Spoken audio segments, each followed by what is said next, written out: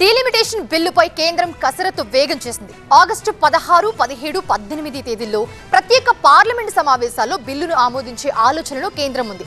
అయితే ఈ బిల్లును వ్యతిరేకిస్తామని కాంగ్రెస్ స్పష్టం చేసింది. ప్రత్యేక పార్లమెంటు సమావేశాలకు కేంద్రం యోచిస్తోంది.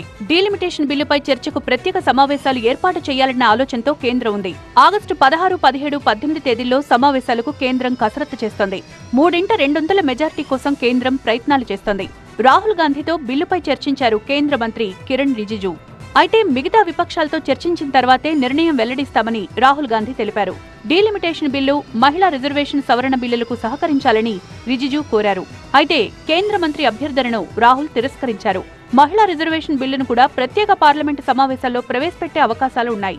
ముందు అయోధ్య విరాళాల చోరీ, విద్యార్థులపై లాఠీచార్జిపై చర్చించిన తర్వాత మిగతా విషయాలు చర్చించాలని రాహుల్ పట్టుబట్టినట్లు చెబుతున్నారు.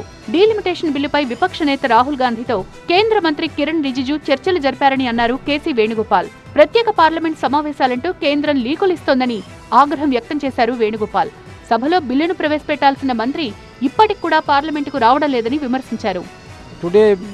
Parliamentary Affairs Minister met Kiran Rijiju for discussing delimitation things. What is the idea of opposition? These are the things he spoke to us. We suggested that we will come back. Nothing is there. Our stand is very clear.